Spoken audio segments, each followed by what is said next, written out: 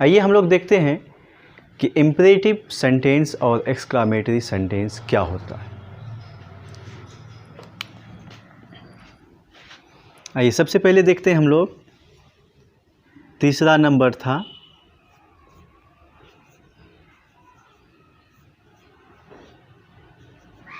Imperative sentence.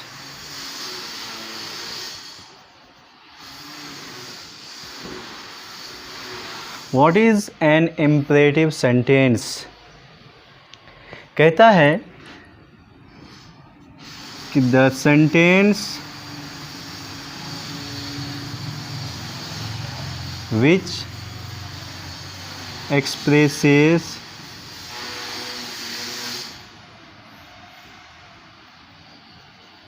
order, command,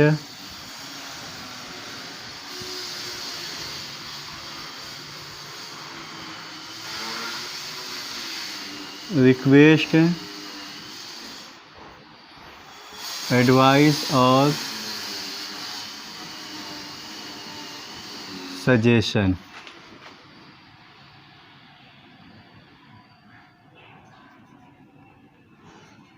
that is called an imperative sentence. कहता है the sentence which expresses order, command, request, advice और suggestion that is called, sorry suggestion advice तो हो ही गया, suggestion की जगह पे प्रोहिबिशन कर दीजिए,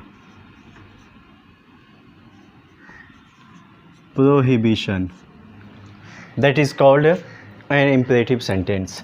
यानी ऐसा वाक्य जिससे ऑर्डर यानी आदेश का पता चले, कमांड मतलब भी आदेश होता है, और रिक्वेस्ट या विनती, एडवाइस मतलब सलाह मशवरा, या फिर प्रोहिबिशन मनाही, किसी भी काम करने को मना किया जाए। तो ऐसे एक्शन को, ऐसे सेंटेंस को हम लोग इम्परेटिव सेंटेंस कहते हैं। क्लियर? फॉर एग्जाम्पल,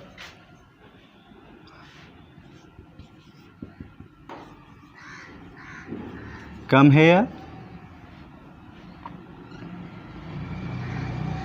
और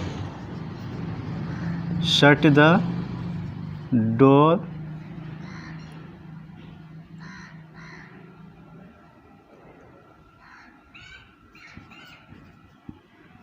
bring a glass of water। ये सब क्या है? ऑर्डर है। एडवाइस, रिक्वेस्ट में भी देख लीजिए, प्लीज़ हेल्प मी, या प्लीज़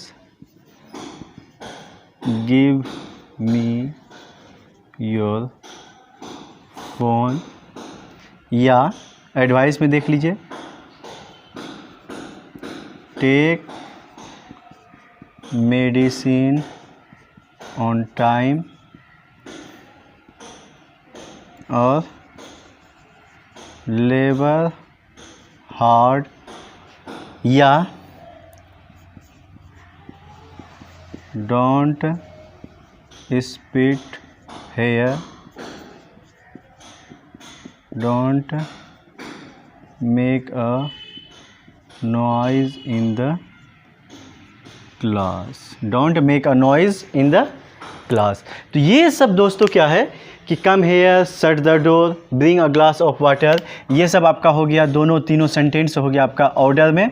ठीक है, देखिए इन सब से ऑर्डर, जैसे किसी को मालिक जो है अपने नौकर को कहता है कहाँ गया जी फलां, यहाँ आओ, मीन से कम हेयर, शट द डोर, दरवाज़ा बंद कर दो, शट द डोर, ऑर्डर कर रहा है, bring a glass of water, बड़ा आदमी छोटे आदमी को यानी मालिक अपने नौकर को कह रहा है, अपने खादिम को कह रहा है bring a glass of water, एक ग्लास पानी लाओ, ऑर्डर कर रहा है।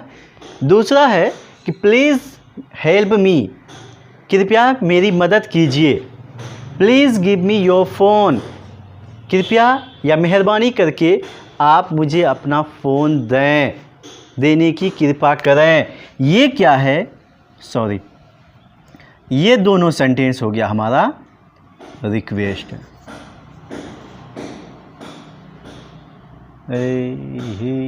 रिक्वेस्ट को दिखा रहा, clear. Take care, sorry, take medicine on time, या लेबर हार्ड, या take care of yourself, या फिर ये भी कहते हैं, क्या कहते हैं उसको, कि help your neighbour.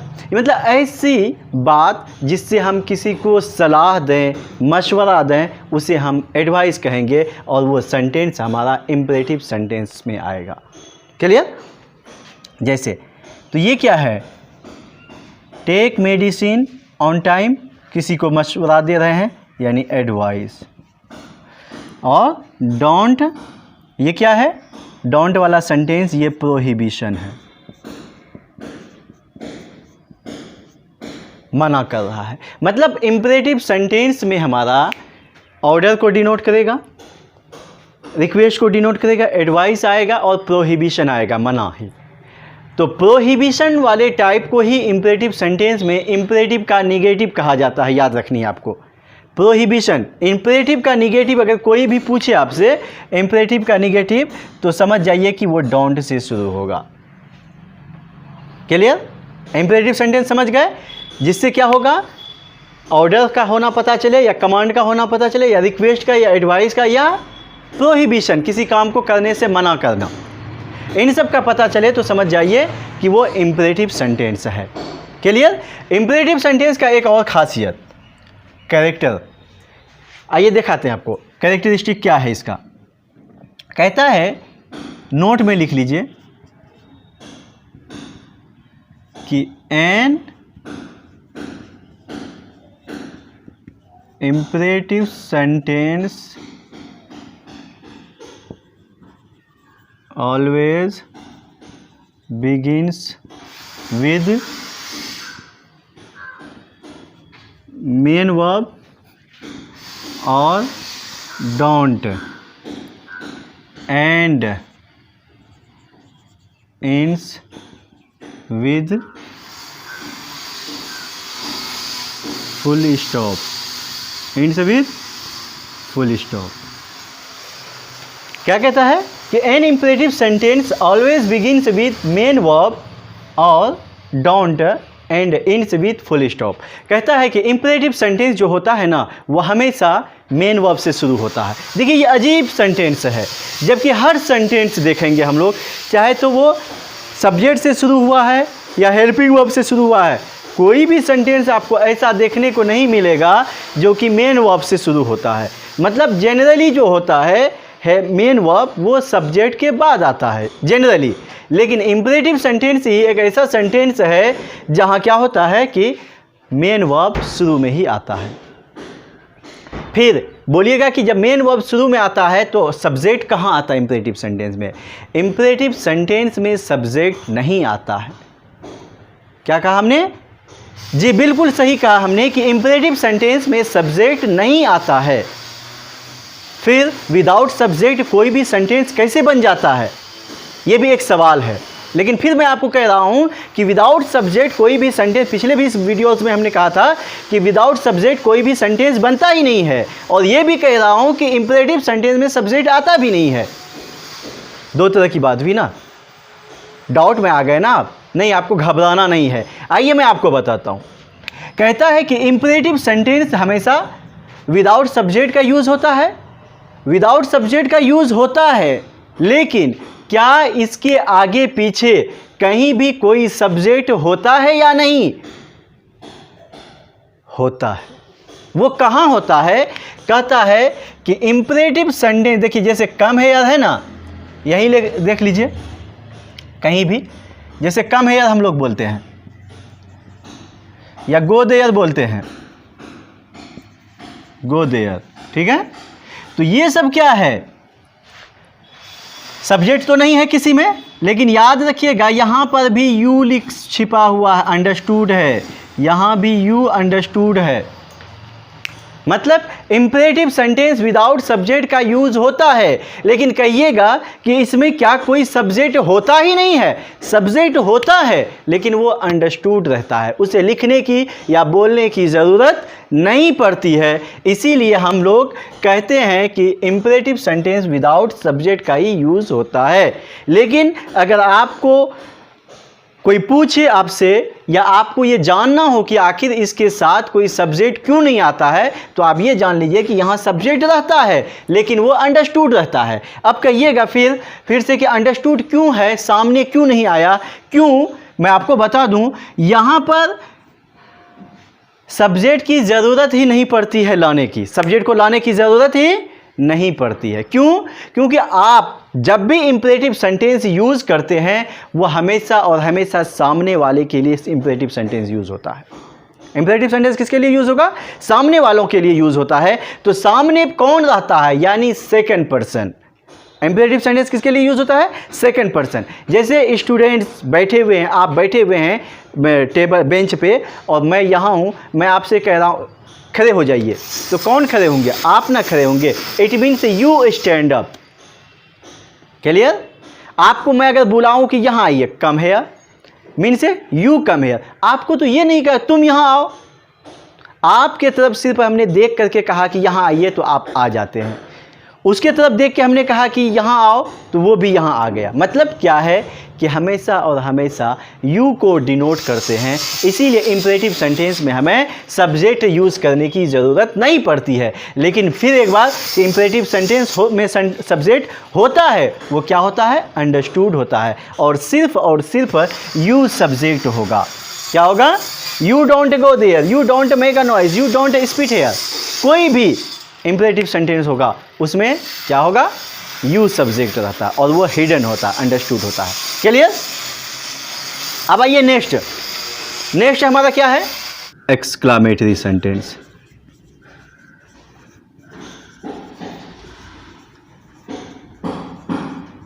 Exclamatory sentence की बात करते हैं। What is an exclamatory sentence? Exclamatory sentence या विस्मयादि बोधक वाक्य किसे कहते हैं? आइए देखते हैं हम लोग। कहता है द सेंटेंस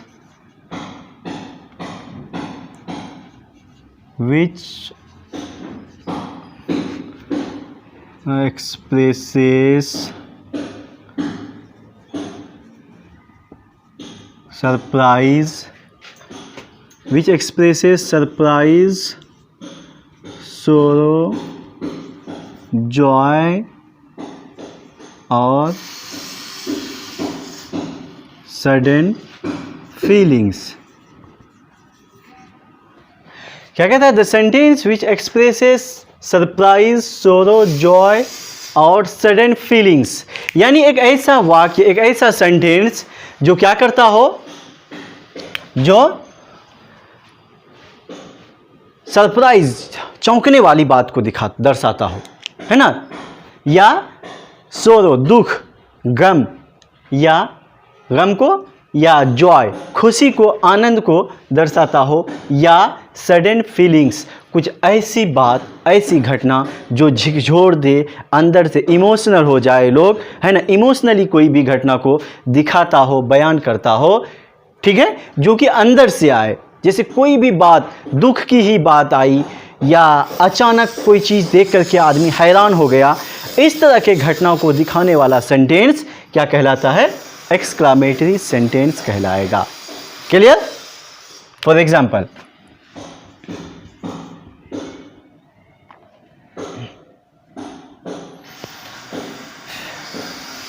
क्या था? For example,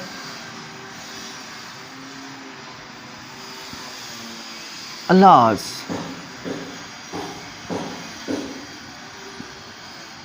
His dog died। देखिए, किसी का कुत्ता है, उस कुत्ते के बारे में सुने, अच्छा कुत्ता था, समाज में चर्चित था, फलां का कुत्ता ऐसा है वैसा है, तो उस कुत्ते के बारे में खबर चला आपको, क्या न्यूज़ आपको मिली कि उसका कुत्ता मर गया। आप क्या बोल रहे हैं अफसोस से?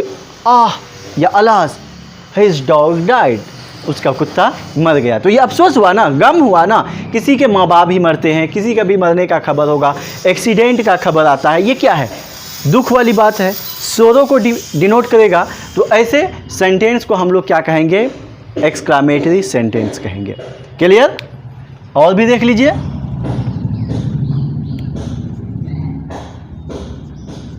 ये खुशी को दिखाने के लिए कहता है, hurrah, we won the match. Clear? चौंकने वाली, व्हाट अ सीन, कोई नज़ारा देखे बड़ी खूबसूरत है। व्हाट अ, अचानक, मतलब चौंक करके बोल रहे हैं, व्हाट अ गर्ल, क्या लड़की है। देखने के बाद कोई लड़की बहुत खूबसूरत है, अचानक देखिए लगा बाप रे कयामत है कयामत, तो आप बोलते हैं उस समय क्या, व्हाट अ गर्ल, क्या लड़की है। क्लियर? हाउ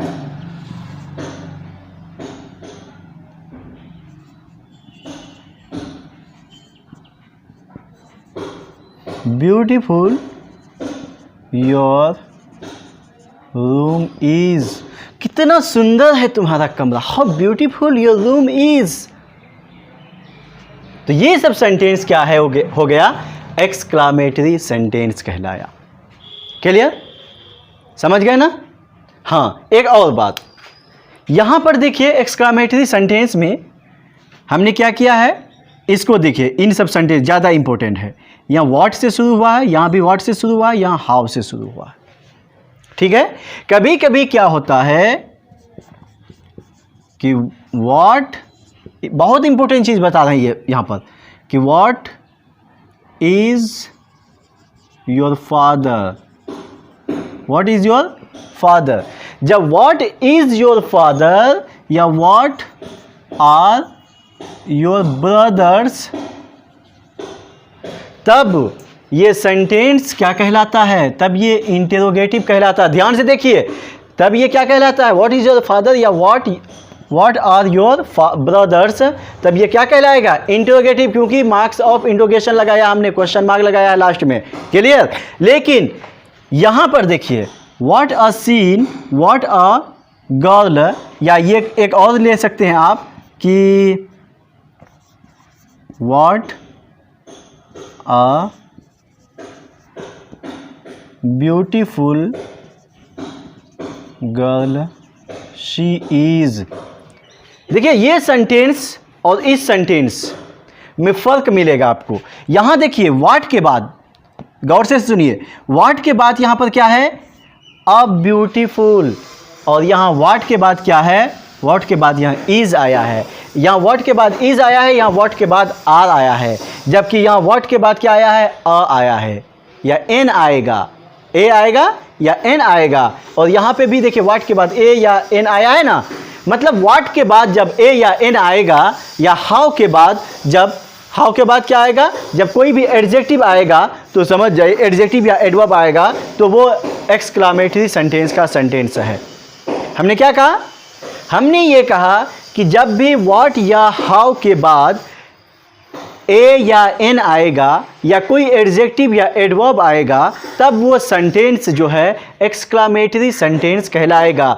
अगर व्हाट या हाउ के बाद कोई हेल्पिंग वर्ब आया है, is, am, are, was, were, has, have, had, यानी वर्ब आया है, तब वो इंटेरोगेटिव सेंटेंस कहलाएगा, जो कि आपके सामने रखा हुआ है। ये इंटेरोगेटिव सेंटेंस हुआ, ये एक्सक्लामेटरी सेंटेंस हुआ। क्लियर? और एक तो व्हाट या हाउ से शुरू होगा इंपरेटिव सेंटेंस। कभी कभी क्या होता है, ये सब इसको बोलते हैं इंटरजेक्शन वर्ड्स। क्या बोलते हैं? Interjection words. ओ हो गया, ओ, आ, अलास, हुर्रा, वाओ, ब्रेवो, ये सब क्या है, इंटरजेक्शन वर्ड है ना। जब इंटरजेक्शन वर्ड से कोई सेंटेंस शुरू होगा तो भी वो एक्सक्लामेटरी सेंटेंस ही कहलाएगा, या अगर इंटरजेक्शन वर्ड से शुरू नहीं होगा तो वो किससे शुरू होगा, चाहे तो व्हाट से या हाउ से शुरू होगा। क्लियर? तो लिख लीजिए इसका भी नोट, जो बताया हमने वही लिख लीजिए कि N exclamatory sentence begins with, किससे शुरू होगा? begins with what या how और an interjection word and ends with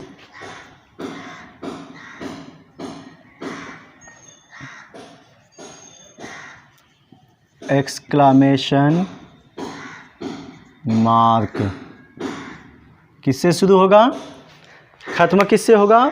शुरू किससे होगा? An exclamatory sentence begins with what या हाउ, व्हाट से शुरू होगा या हाउ से शुरू होगा या एन इंटरजेक्शन वर्ड से शुरू होगा, है ना? An interjection word. और जो खत्म जो होगा यानी अंत जो होगा वो किससे होगा? एक्सक्लामेशन मार्क, वो ऐसा रहेगा। क्लियर? जो कि देखिए यहाँ सब आपके सामने है। What are god exclamation mark है, how beautiful your room is exclamation mark, how से शुरू हुआ है, व्हाट से शुरू हुआ है। यहाँ देखिए यहाँ हुआ इंटरजेक्शन वर्ड से शुरू हुआ, यहाँ भी इंटरजेक्शन वर्ड से शुरू हुआ। एक और चीज़ ध्यान रखिए कि इंटरजेक्शन वर्ड के बाद जो है हमारा एक्सक्लामेशन मार्क लग गया है, इसीलिए अब हमें एक्सक्लामेशन मार्क देने की ज़रूरत नहीं होती है। यहाँ दोनों सेंटेंस में वैसा ही है। क्लियर? यहाँ तक आपका सेंटेंस और टाइप्स ऑफ सेंटेंसेस कंप्लीट हो जाता है।